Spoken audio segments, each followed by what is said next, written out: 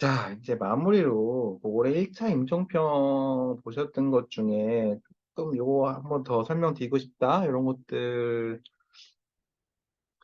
몇 개 모았고요. 뭐 올해 1차 임종평 문제도 봤는데 사실 뭐 같이 공부했던 거 위주로 나온 게 많고요. 너무 약간 억지스럽거나 답이 이상하거나 아니면 안 나올 것 같은 거 이런 거는 좀 뺐고요. 아니 뭐 대부분 뺐어요. 그러니까 내가 하는 건 이거 한번 볼만하다. 제가 오늘 설명한 거에 좀 없다거나 이건 다시 한번 강조하고 싶다. 이거 진짜 나올 수 있겠다. 이런 것들만 몇 개 딱 추렸으니까 이거 한번 보시고 그래도 전반적으로 좀 풀어보시는 걸 추천하긴 합니다. 한번 볼까요? 자, 23세 여자가 6개월 전부터 오른쪽 아랫배가 아프고 설사를 해서 왔다. 어? 기억나시나요? 너무 오랜만인가? 오른쪽 아랫배 아프고 설사한데요. 크론, 장결핵, 베체트 장염. 체중도 줄었대요. 항문주의 새끼리 있대요. 크론이지. 아, 일단 크론이네. 크론? 뭐 어쩌라고. 사진 별로 관심 없어요. 사진은 오히려 크론 같지 않다. 크론이에요. 크론. 근데 크론 환자에서 TNF 알파 블로커를 쓰고 싶대요. 그래서 크론 환자에서 우리가 TNF 알파 블로커 쓰면 이 잠복결핵이 있는 경우에 결핵이 활성화되는 경우가 많거든요. 그래서 이 TNF 알파 블로커 쓰기 전에 잠복결핵 검사를 보통 합니다. 답이 5번이에요. 이게 이그라. 이게 잠복결핵 검사하는 거라 그랬잖아요. 그래서 TNF, 시험 문제 혹시 TNF-알파 블로커 쓰기 전에 무슨 검사할래? 라고 물어보면 잠복결핵 검사가 있으면 그게 답입니다. 5번 이그라. 예전에도 사실 이거 임종평에 나온 적이 있긴 한데 국세는 안 나왔어요. 34세 여자가 한 달 전부터 열이 나고 다리가 부어서 왔다. 3주 전부터 양쪽 손가락 관절이 아프다고 한다. 루푸스인가?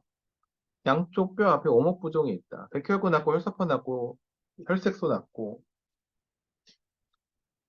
ANA가 1대 320이고 루푸스인 것 같아요. 근데 소변 검사 뭐 할래?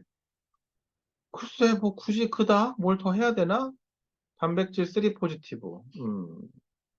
고민을 할 수 있는 건 일단 해야 되는 건 이게 되게 썰렁한데요. 단백뇨가 지금 나오고 있잖아요. 그럼 하루 단백뇨가 얼마나 나오는지 확인을 해야죠. 별거 아니에요. 우리가 요즘 단백뇨 양을 볼 때 24시간 모은다? 아니죠. 뭐 한다 그랬어요? 프로테인 크레아티닌 레이쇼. 당뇨 환자에선 알부민 크레아티닌 레이쇼. 그 외에 단백뇨 환자에선 프로테인 크레아티닌 레이쇼를 봅니다. 5번이에요. 5번 해서 하루 단백뇨 양을 어느 정도 알 수 있습니다. 별 문제 아니었어요. 22세 여자가 왔다. 아, 요거는 그냥 한번 공부했던 거 복습하고 싶어서 제가 얘기한 겁니다. 자, 볼게요. 잘 보이시죠? 불안해. 이 문제는 하이포칼레미아 간별 진단 문제라고 보셔도 됩니다. 메타볼릭 알칼로시스 간별 진단이라고 보셔도 돼요.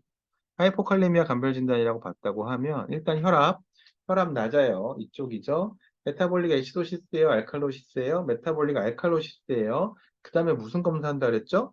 유린 클로라이드. 2번. 유린 클로라이드. 10 미만이면 구토. 아마 이 환자 구토일 것 같아요. 자, 유린 클로라이드가 답인 문제입니다. 풀었었어요. 저랑 똑같은 문제. 이런 식으로 나오니까 잘 보시고요. 23세 여자가 하루 전부터 하루 전 시행한 소변 검사 결과에 이상이 있다며 병원에 왔다. 4주 전에 소변이 붉게 나오고 배뇨시 통증이 있어서 항생제를 5일간 복용했고요. 이후 소변 볼 때 불편감은 없었다.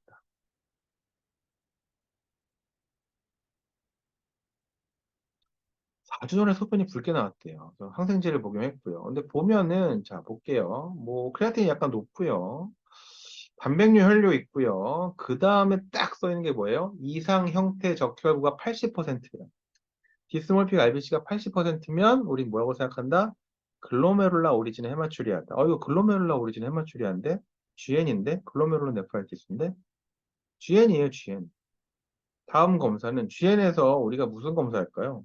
1번이지. 단백뇨 무려 지금 1g이 넘게 나오고요. 와. 어떤 종류의 GN인지 모르겠지만 뭐 IGL 수도 있고 치료해야겠죠. 그래서 단백뇨도 지금 많이 나옵니다. 치료해야 되는 상황입니다. 지금 크레아티닌도 올라가고 단백뇨도 많이 나오고 이 환자는 지금 어떤 병인지 확인해서 빨리 치료해야 되는 상황이고요. GN에서 어떤 건지 알려면 결국은 조직 검사해야 됩니다. 그래서 이 환자는 GN이다. 조직 검사한다. 신생검. 뭐 이런 얘기입니다. 아, 이 문제, 이 문제. 그냥 그런가 보다 하고 보세요. 이거 세프틱 쇼크이거든요. 우리가 요즘이 아니라 그 세프틱 쇼크 진단할 때 기준에요. 락틱 애시드 들어갑니다. 1번. 그 세프틱 쇼크 진단에 혈액 검사가 도움이 되거든요. 1번이. 지금 혈압이 70에 30이고요. 감염에 의한 샥이에요. septic 샥이고요. septic 샥의 정의에 이제 그 락틱 애시드가 들어갑니다. 젖산이. 이 문제 그대로 나올 수 있으니까 꼭 봐두세요. 꼭 그냥 그대로 나올 겁니다. 보세요. 52세 여자가 30분 전부터 식은땀이 나서 응급실에 왔다. 일단은 이거는 보면 저혈당이죠. 1개월 전부터 밥을 안 먹으면 저혈당이 생긴대요. 근데 이상하잖아. 당뇨도 아니고 인슐린도 안 맞는데 왜 저혈당이 생기지? 응급실에서 혈당이 45예요. 55 아래니까 저혈당인 거 확인을 했어요. 아까 우리 플로우 차트 보면 저혈당인 거 확인을 하면 그 다음에 해야 되는 검사가 뭐예요? 인슐린이랑 C펩타이드를 검사했었잖아요. 그래서 C펩타이드가 같이 올라가면 뭐 인슐리노마, 인슐린 자가면역 증후군 막 이런 얘기 했었잖아요. 기억나시죠? 똑같은 문제 있었어요, 심지어. 제가 정리한 거. 이 저혈당이 확인이 되면 그 다음으로 해야 되는 검사는 인슐린과 C펩타이드입니다. 인슐린, C펩타이드.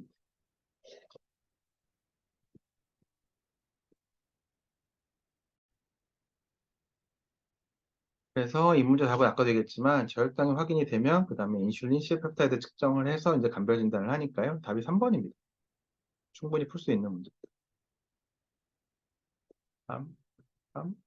40세 여자가 일주일 전부터 숨이 찬다고 응급실에 왔고요. 6개월 전에 유방암을 진단받고 항암 치료 중인데 숨이 찼다고 왔대요. 유방암으로 진단받은 환자가 숨 찰 이유가 좀 많기는 한데 일단 문제를 쭉 보다 보면 마지막에서 세 번째 줄에 제3심음이 들린다는 얘기가 나왔잖아요. 제가 얘기했잖아요. 시험 문제에서 제3심음이란 말 나오면 일단 뭐라고 생각하라고요? 심부전. 양쪽 가슴에서 거품 소리가 들렸다. 오, 심부전. 유방암으로 항암 치료했는데 심부전이 생겼다. 무슨 상황일까? 이게 뭐냐면요. 우리가 항암제 중에 이제 뭐 독소르비신 인듀스드 카디오마이오패시라는 게 굉장히 유명합니다. 그래서 유방암 때 쓰는 항암제 중에 하나거든요. 그래서 독소르비신, 아드리아마이신 계열, 독소르비신, 루비신으로 끝나는 애들이에요. 그래서 이 계열의 항암제를 좀 많이 쓰게 되면 DCMP가 생겨요. DCMP. 근데 자, 우리가 DCMP가 제가 뭐라 그랬어요? 심부전이야. 그냥 심장이 커지고 잘 못 뛰어. 근데 특별한 다른 원인이 있으면 그게 원인인데 특별한 원인이 없이 그냥 혼자 늘어나고 잘 못 뛰면 그걸 DCMP라고 한다고 했잖아요. DCMP가 그냥 수축기 심부전이에요. 제3심은 폐 물차요 5번이지. 나머지 애들은 그런 애들이 아니잖아. 심장 눌림증, 이런 얘기야. 심장 눌림증에 왜 제3심음이 들리고 심장 눌림증에 무슨 그 폐에 거푸소리가 들려요. 전혀 아니지. 그냥 심부전이에요. 일반적인 하트페일리어 5번 때문에 생긴. 원인은 유방암에 대해 쓴 항암제 때문에. 마지막 문제인 것 같네요. 67세 남자가 이거 진짜 나올 수도 있어요. 사실 코로나가 계속, 워낙 이제 코로나 환자가 많으니까 이거 이제 계속 시험에 나올 수 있습니다. 국시에도 충분히 나올 수 있어요. 67세 남자가 2일 전부터 열이 나서 병원에 왔다. 그냥 코로나 양성, 이거 사스 코브이2가 코로나란 얘기, 코로나19란 얘기.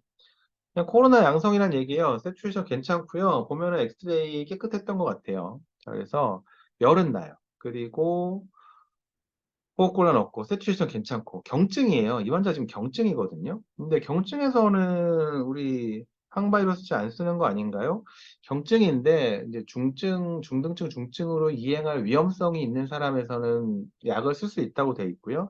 그게 대표적으로 이제 고령, 그다음에 예방종 받지 않은 사람, 면역 억제자, 뭐 이런 것들이에요. 근데 67세니까 이제 고령으로 본 거죠. 그래서 고령에서 약을 쓸 수 있습니다. 근데 어떤 약을 쓸 거야? 라는 건데, 1번부터 5번까지 사실 다 우리가 코로나19에서 언급이 됐던 약인데, 덱사메타존은 중증에서만 쓰는 약.